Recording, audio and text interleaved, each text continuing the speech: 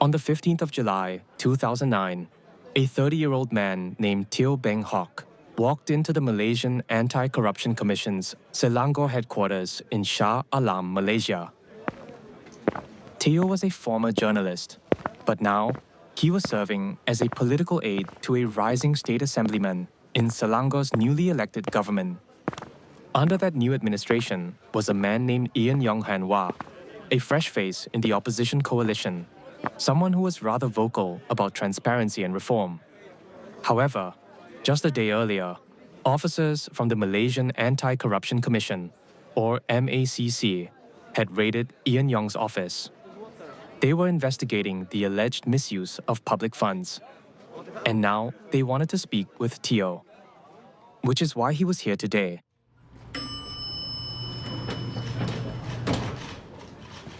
Teoh Beng Hock had been called in as a witness to assist in an ongoing investigation. But that evening, he didn't return home. The police and state investigators would later suggest that Teoh's death may have involved foul play, but the MACC denied everything. They insisted that Teoh's death was a case of suicide. This would become one of Malaysia's most explosive political deaths in modern history, a case that would drag courtrooms, government agencies, and public trust straight into the spotlight. Teoh's family remained firm. There were no signs he was struggling, no indication he was thinking of taking his own life. The court would later agree, stating that his death was likely the result of foul play, and yet the MACC continued to insist that it was suicide. So if Teoh didn't jump, then what really happened on the 14th floor of the MACC building? Things are not adding up. Someone must be lying.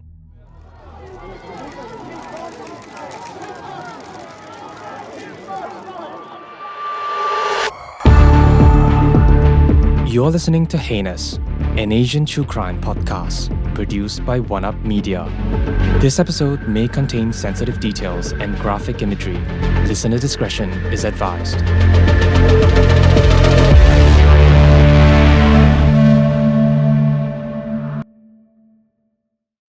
To understand how Teoh Beng Hock ended up in that building, we need to go back.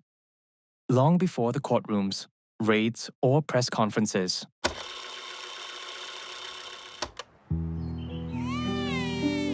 Teoh was born on April 20th, 1979, in Malacca. He was the third of 4 children in a modest, tight-knit family. His father, Teoh Leong Hui, drove a taxi for a living. His mother, Teng Shu Hor, stayed home to care for the family. His parents were not wealthy people, but they did give their children what they could: structure, support, and the belief that if you worked hard and stayed honest, you could make something of yourself. From a young age, Teoh was the kind of boy who paid attention to the world around him. He wasn't loud or rebellious. He listened more than he spoke. Teachers remembered him as thoughtful and well-mannered, someone who took pride in doing things properly. He did well in school and eventually earned a place at University Kebangsaan, Malaysia, one of the country's top public universities, where he majored in communications. University opened up his world. It gave him the tools to articulate what he had long observed in silence: the cracks in the system, the unfairness that others ignored, and the power of information. That's what drew him to journalism after graduation. He believed that if people knew the truth, they'd demand better. He wasn't chasing fame. He was chasing impact. Teoh worked as a journalist for a local Chinese-language newspaper. He covered local politics, community issues, and stories that often went unnoticed. His reporting was careful, well-sourced, and grounded in facts. He wasn't one for sensational headlines. He focused on accuracy, on context, on giving people the full picture. But over time, something began to shift. As much as he valued journalism, Teoh started to feel that reporting the truth wasn't enough. He wanted to be part of the change, not just document it from the sidelines. Telling the truth was important, But what if he could do more than write about problems? What if he could help solve them? That's when he began to consider politics. He wanted to be closer to the ground, closer to the people. He believed that real change could only come from within the system. So, in 2008, he joined the Democratic Action Party, better known as DAP, part of the opposition coalition.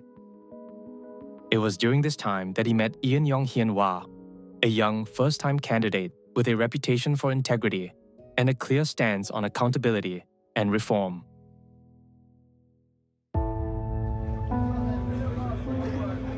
In March 2008, Malaysia held its 12th general election, and the results shook the country.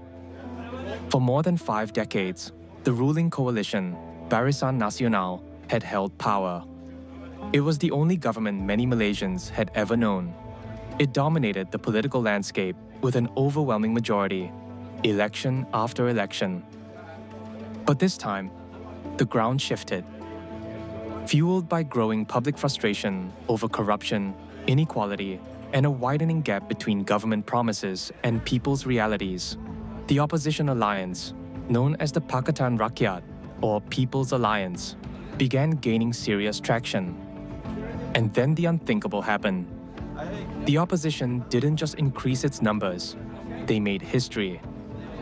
They won control of 5 states, including Selangor, the country's most developed and economically significant state. Barisan Nasional, for the first time since independence, lost its 2/3 parliamentary majority. People flooded the streets in celebration. There was a buzz in the air, a feeling that the country was at the edge of something new. For many Malaysians, especially the younger generation, it felt like the beginning of real change. Teoh was one of those people. For him, this wasn't just a political shift. It was a personal affirmation. Everything he believed in, transparency, accountability, and the idea that public office should serve the people, finally seemed possible. When Ian Yong Hien Wah secured his seat in Selangor, Teoh joined him as his political aide. He didn't take the job for status or recognition. He took it because he wanted to help build the kind of country he had spent years writing about.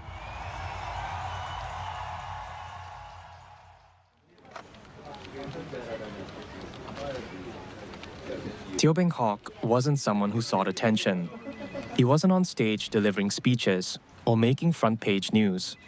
Instead, he worked quietly in the background, handling documents, coordinating with local contractors, and making sure development funds were properly managed for community projects.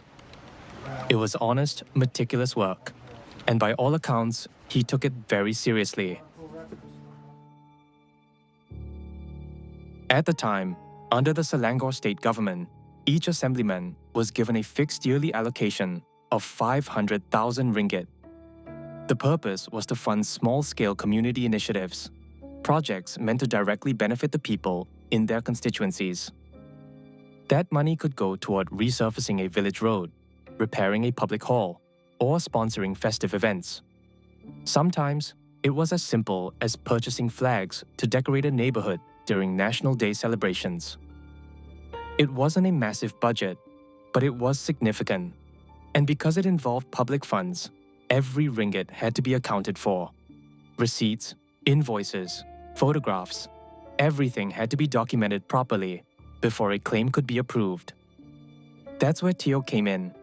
One of his responsibilities was to ensure that every funding claim came with proper documentation. The goal was simple: to show that public money was being used exactly where it was meant to be. But even with those safeguards in place, the system didn't escape scrutiny. The Malaysian Anti-Corruption Commission, or MACC, started looking into how state assemblymen were spending their annual allocations. One of the projects that caught MACC's eye was a claim for 1,500 Malaysian flags, supposedly purchased for a National Day event the year before. The cost submitted was 2,400 ringgit. On the surface, it wasn't unusual. These kinds of claims were routine, and there was documentation to support them. But soon after, whispers began to circulate that the flags had never actually been delivered. That alone was enough to trigger alarm bells. The MACC suspected the claim had been inflated, or worse, completely fabricated. They believed the money might have been pocketed and the flags used as a cover. This was not a case of millions of dollars that had gone missing, just a few thousand ringgit. But the implication was serious. What made this particular investigation even more sensitive was that it involved members of the opposition who now held real power for the first time. And for many within the old guard, that shift was still hard to accept. There were growing concerns that the MACC's investigations were becoming more politically charged, especially when they seemed to target opposition figures more aggressively than those from the ruling coalition. In the case of Ian Yong, MACC officers began building their case quickly. On July 14, 2009, they raided his office at the Selangor State Secretariat building.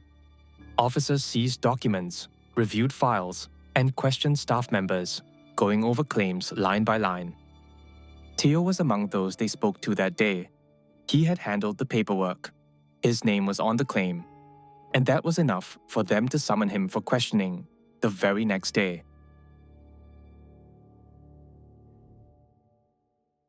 Teoh wasn't under arrest. He wasn't even a suspect. He was just there to help clear up some paperwork. But outside of work, he was preparing for something else entirely. For the past 2 years, Teoh had been in a steady relationship with So Chair Wei, a school teacher. The couple eventually got engaged and had planned to register their marriage on July 17th. A wedding photo shoot, honeymoon, and a reception in October were all already in place.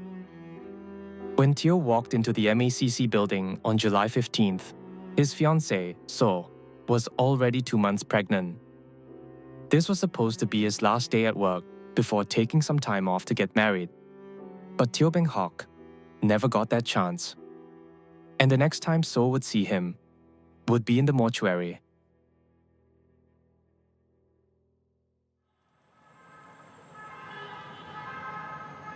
It's the evening of July 15th, 2009. Teoh Beng Hock arrives at the MACC Selangor office in Shah Alam. He checks in as instructed, without hesitation. He's not there to defend himself. He's simply a witness. Someone called in to clarify a funding claim. He's compliant, polite, and likely expecting to be out within a few hours. But the atmosphere inside the building is different. By that hour, the usual bustle of government offices had faded. It's quiet, dimly lit, with most civil servants gone for the day. Teoh is brought into one of the upper floors, the 14th, where the MACC's offices are located. From that point forward, he is no longer reachable.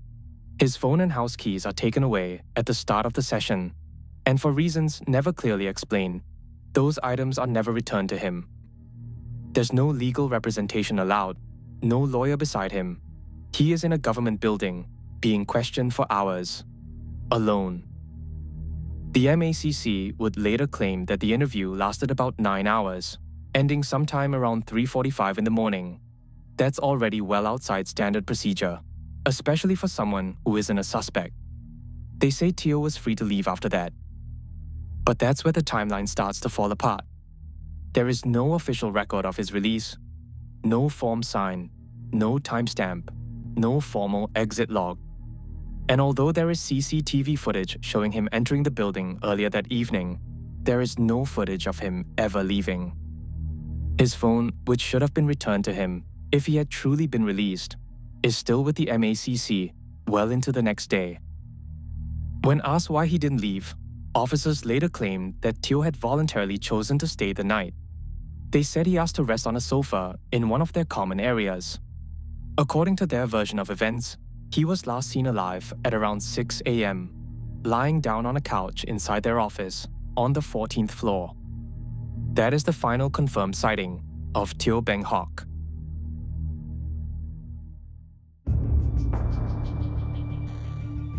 Just after 1:30 p.m., a building staff member discovers a body on the 5th floor balcony of the MACC building. It's a jarring sight, unexpected, silent, and horrifying. The body is lying still, sprawled across the concrete, with clear signs of trauma from the fall. Within minutes, word spreads. Police arrive. The area is cordoned off. And then the process of identification begins.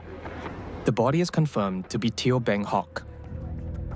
Shortly after, the MACC contacts his family. His sister, Teoh Lee Lan, answers the call. She's told there's been an incident, that Beng Hock has died. For a moment, she can't process the words. She assumes it's a mistake. Her brother had only gone in to give a statement. There was no reason for things to go this far. She hangs up, shaken, and calls their parents. When the news reaches his mother and father, they're devastated. What hurts most isn't just that he's gone. It's the confusion around how and why. There's no explanation, no clear answers, only a body, a call, and the overwhelming sense that something has gone terribly wrong. And for his mother, the grief is mixed with something else: guilt. She had warned Teoh years earlier when he first told her he wanted to join politics. She told him politics was messy, it was dangerous, it was a game that didn't always reward honesty. But Teoh, ever optimistic, had reassured her. He told her he believed in doing the right thing, that he wasn't getting involved for power or influence, that he just wanted to help. But now her son is gone, and no one seems to know how or why.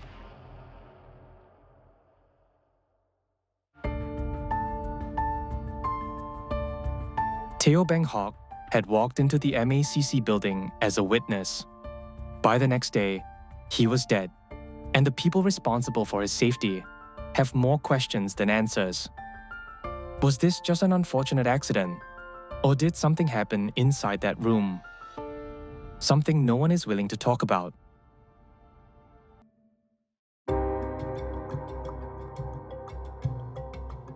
In the days that followed Teoh's death, his family demanded answers.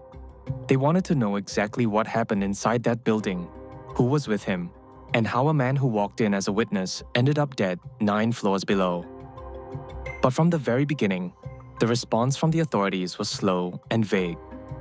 The MACC did eventually make a handful of public statements, all of which denied any wrongdoing and insisted that their officers had followed standard procedure during the interrogation of Teoh Beng Hock.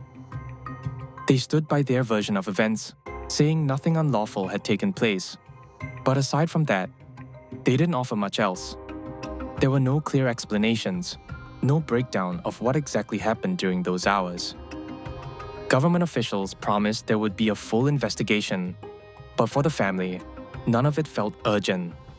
No one seemed to be taking responsibility, and no one seemed willing to admit that something had gone terribly wrong.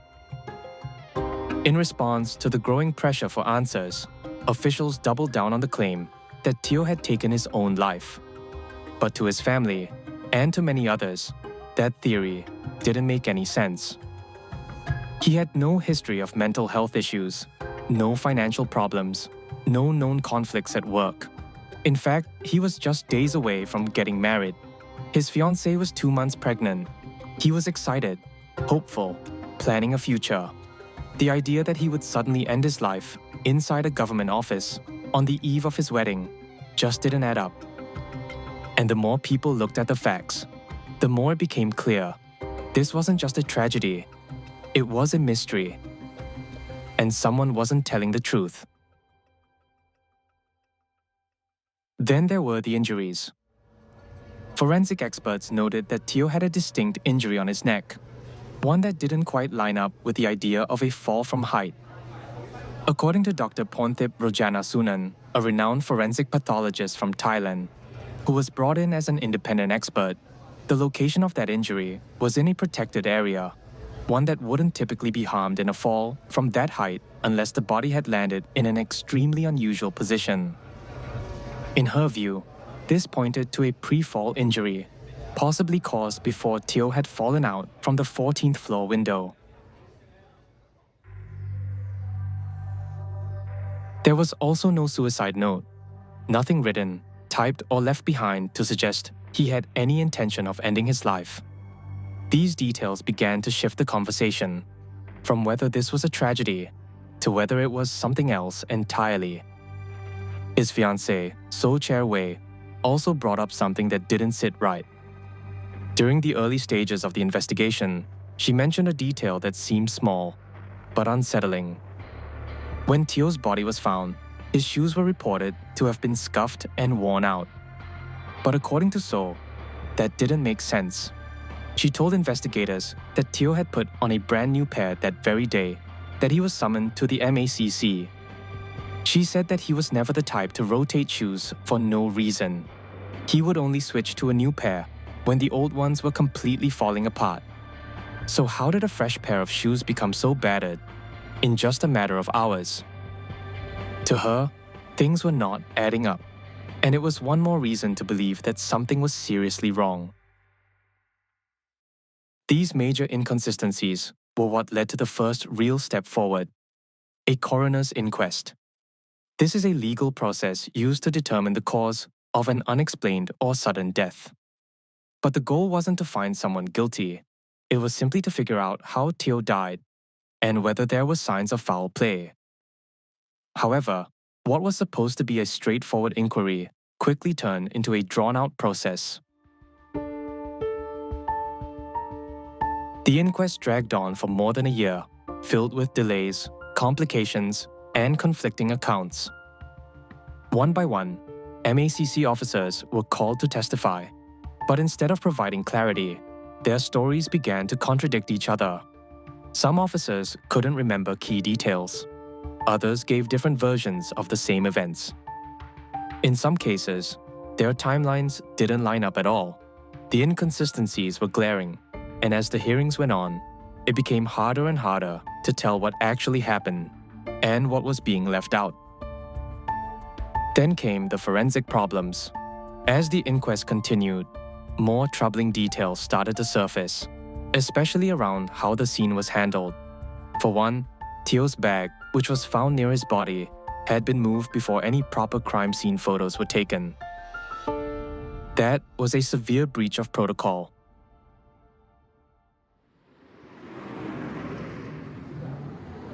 But the bag wasn't the only thing that raised red flags.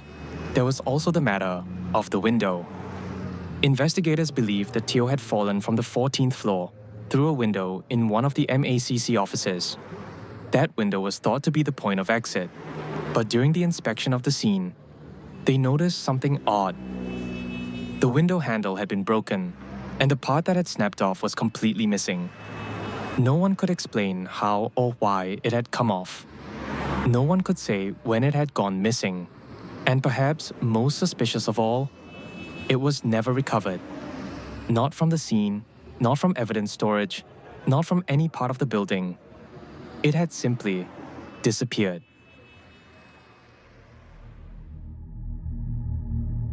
But the most suspicious and perhaps alarming fact of the inquest was that no luminal tests or blood detection procedures were conducted in the room where Teoh was last seen.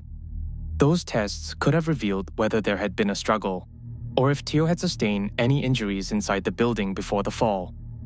But they were not conducted, at least not right away.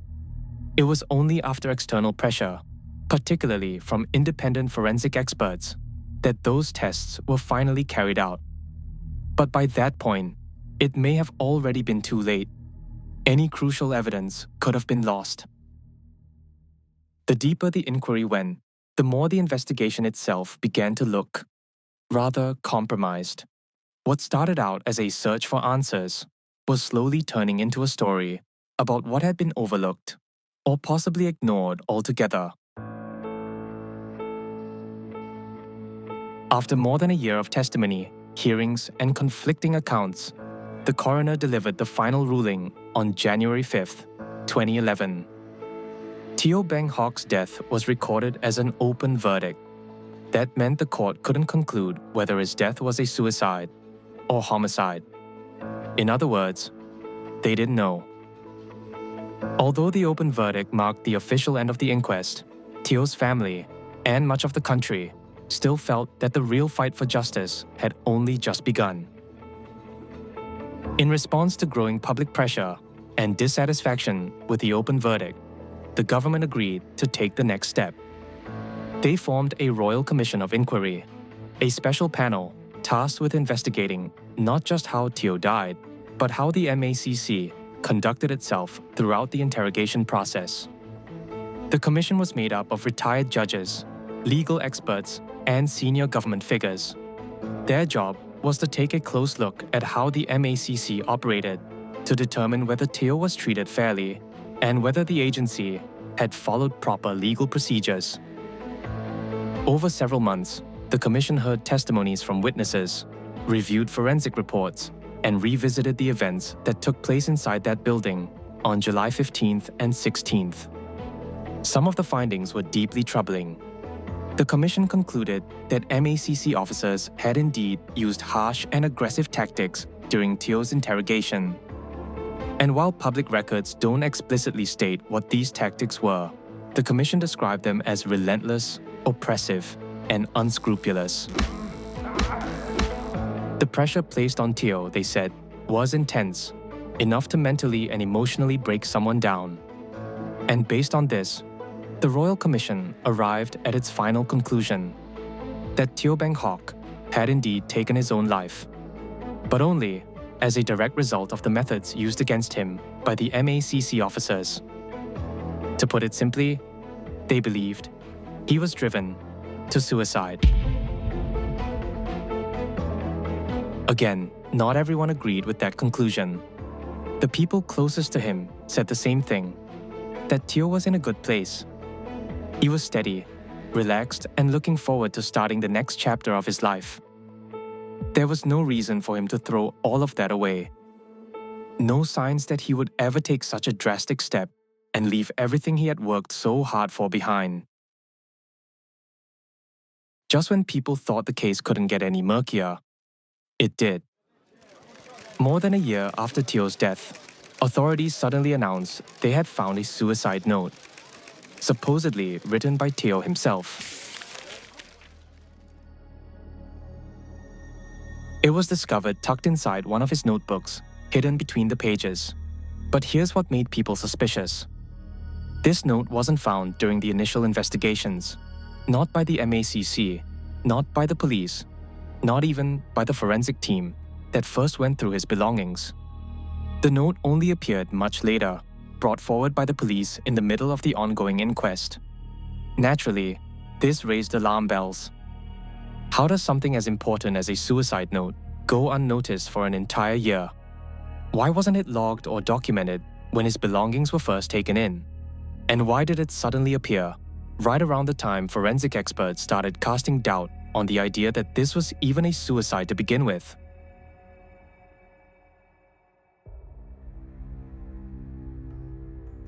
The handwriting was also disputed. Teoh's family said it didn't look like he wrote it. Others said the language felt strange, cold, formal, not in line with how someone in distress would typically express themselves. Even the note's placement raised suspicion. If it was meant to be found, why was it hidden in a notebook, sandwiched between unrelated pages? Many saw it as a last-ditch effort by the MACC to steer the narrative, an attempt to push the suicide theory just as it was starting to fall apart. In the end, the coroner agreed that the note couldn't be taken at face value. Its authenticity couldn't be verified, and the timing of its discovery made it impossible to treat as credible evidence. This note was ultimately dismissed from the inquest, but its appearance left a lasting impression, and not a good one. Instead of answering questions, it only added to the growing belief that someone, somewhere, was trying to cover something up.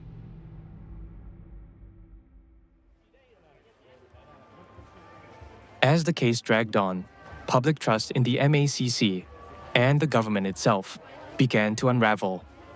People weren't just questioning how Teoh Beng Hock died anymore. They were questioning whether the very institutions tasked with protecting the truth were now working to bury it.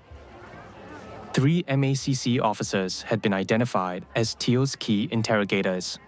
Their names came up repeatedly throughout the inquest and the Royal Commission.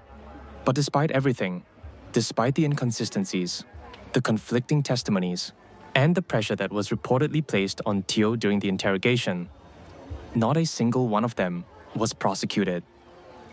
Instead, what began to surface was something even more disturbing.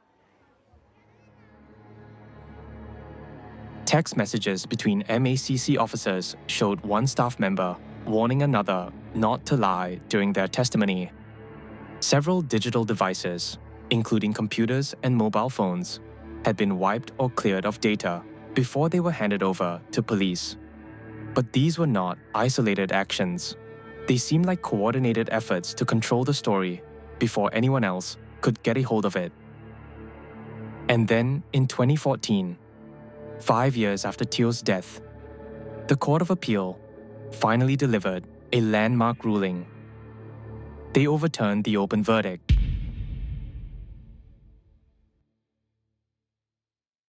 In their findings, the judges stated that Teoh Beng Hock's death was the result of unlawful acts committed by persons unknown, including MACC officers who were directly involved in his arrest and interrogation.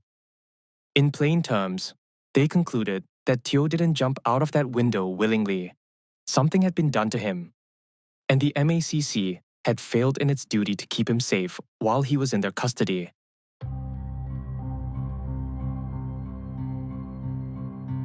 This was the clearest judicial acknowledgement yet that Teoh Beng Hock's death was not a tragic accident, but something far more serious. But even after that ruling, still, no one was held accountable. Not one officer was charged, and not one conviction was made. For the Teoh family, the years that followed were marked by a painful truth, that the system they turned to for justice gave them almost nothing in return. Eventually, the government offered the family a compensation payout. They accepted it, but it was never what they were looking for. What they wanted, what they were promised, was accountability. Instead, they were silenced. Teoh's fiancée, So Chair Wei, raised their son alone. The life they were supposed to build together never began. And his mother, Teng Shu Hor, went years without ever receiving a clear answer to the one question that haunted her most. How could her son walk into a government building as a witness and never walk out? For a while, it seemed like that question would go unanswered forever. But then, in late 2024, 15 years after Teoh's death, the case resurfaced.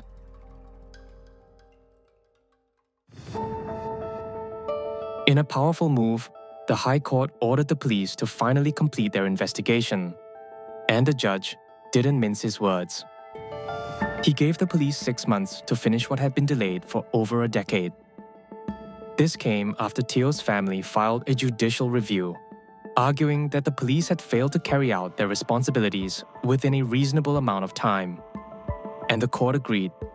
The judge acknowledged just how long the family had been left waiting and made it clear that this case couldn't be left open-ended forever. Teoh's parents, he said, had waited long enough. The judge also pointed out just how long the investigation had stalled. Back in 2019, the police had opened a case for wrongful confinement under Section 342 of the Penal Code. But since then, the investigation papers had been passed back and forth between the police and the public prosecutor. Not once, but 8 times. Each time, new instructions were given and deadlines were pushed back. But even after all that, nothing had been resolved. By the year 2023, the investigation was technically still open, but nothing concrete had come of it. This time, the judge made it clear. Enough was enough. He described the delay as inexcusable and said bluntly, "This isn't rocket science. There was no reason it should have taken this long." Teoh's lawyer, Ramkarpal Singh, welcomed the court's decision. He reminded the public that Teoh's death happened in 2009, and yet, as we approach the middle of 2025, there's still no clear end in sight. To him, the delay is unacceptable. The 6-month deadline that was given to the police is final. The judge has made it clear, if the police fail to deliver, they could be held in contempt of court. After all these years, the question once again sits heavy in the air. What really happened to Teoh Beng Hock in the MACC building that led to his death? It's been more than 15 years since Teoh Beng Hock was found dead.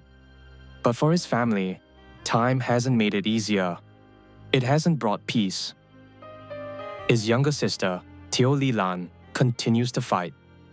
In every interview, every press conference, every court appearance, she's carried her brother's name, refusing to let it disappear from public memory.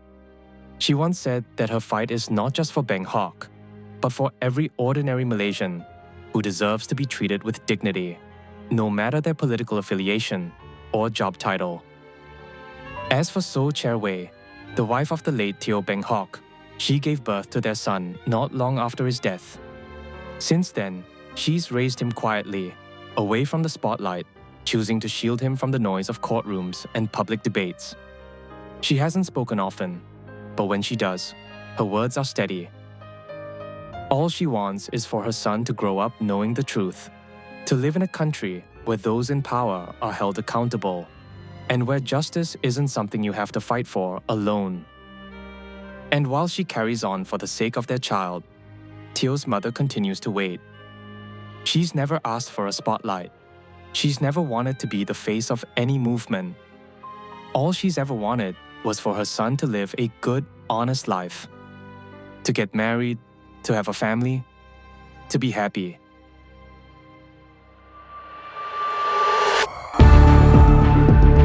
Heinous, an Asian true crime podcast, is brought to you by OneUp Media. This episode was produced and written by Guangjin, edited by Alex, narrated by Jason, audio experience by Ethan Sam, additional engineering by Ashley from OneUp Media. Thank you for listening. We'll see you in the next one.